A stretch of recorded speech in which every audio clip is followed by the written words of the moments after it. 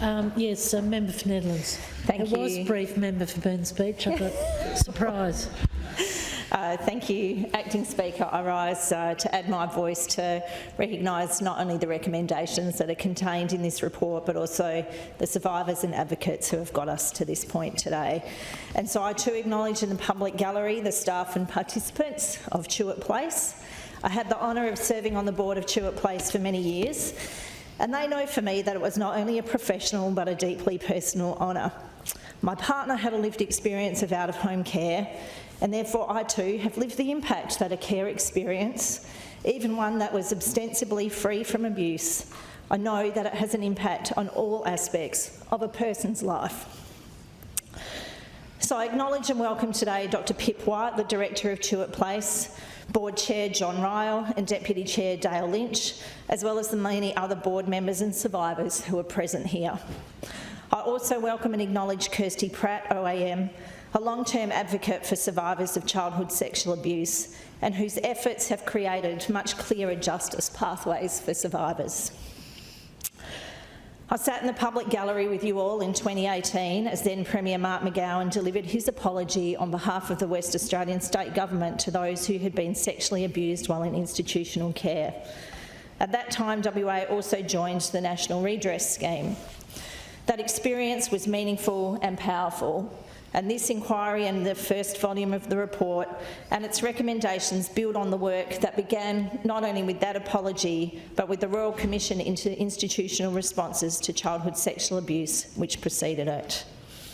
I do want to highlight one particular recommendation, and it is an issue that was often discussed around the board table at Tuart Place, and I'm really delighted that you're all here to see this recommendation come to light.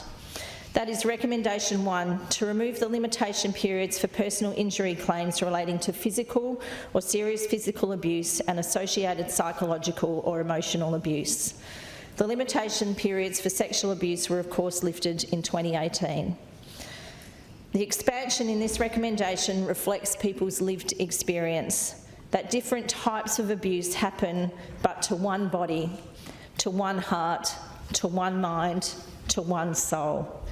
Any separation is academic only. The recommendation also acknowledges the experiences we have heard from survivors, where siblings in the same family had different types of abuse perpetrated against them.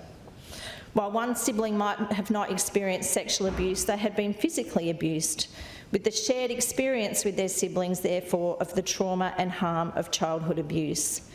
This recommendation would see all of those siblings able to seek justice in the same way, as well as acknowledging the often sad coexistence of sexual, physical and emotional abuse. The other recommendations then aim to make the justice pathway clearer and more timely. Changes, I would argue, are of benefit to both claimants and defendants, but particularly for claimants, for survivors, to have greater certainty and expediency in the resolution of their claims. This is a much more trauma-informed response. Acknowledgement, recognition, certain and timeliness. The many defendant institutions who have told us that they too work to be trauma-informed and survivor-centric, I would therefore anticipate will also welcome these recommendations. I would like to finish my brief contribution with some acknowledgements. Like the Chair, I acknowledge the committee staff who have brought this report together under tight timeframes and with a key eye to ensuring our recommendations are actionable and achievable. Tim Hammond SC, whose expert review also ensured our recommendations were both just and actionable. I thank again all the survivors who have shared with us their stories of survival and their experiences seeking justice. Experiences made very challenging not just by the justice system, but by some of the institutions that were supposed to provide them with care and protection as children and who perpetuated their trauma with their so-called justice responses. I thank, therefore, too, the institutions who did have the courage to appear before the committee. Not all have engaged in the opportunity. I also thank the many legal firms and advocates who made submissions representing both defendants and complainants and for giving us an understanding of the complex and sensitive legal processes.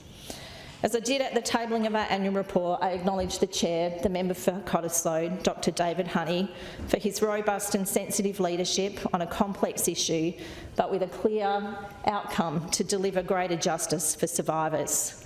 I also acknowledge my colleague, the member for Bassendean, the Honourable Dave Kelly, who has also been a long-term advocate for survivors, and to our other committee members, Mark Folker, the member for Burns Beach, and the member for Churchlands, Christine Tonkin, who also brought your expertise, your lived experience and your forensic analysis, member for Churchlands, to our proceedings. I'll finish by saying that I am very proud to have been part of this committee inquiry. The report tabled here today is not only survivor-centric, but informed by the best evidence presented to us. That makes both my social work and my research heart very happy. I proudly stand in this place in full support of both the process and the outcomes and the recommendations of this report. It is, of course, our great hope that this first volume of our findings and recommendations, if implemented, will indeed see a clearer path to justice for survivors.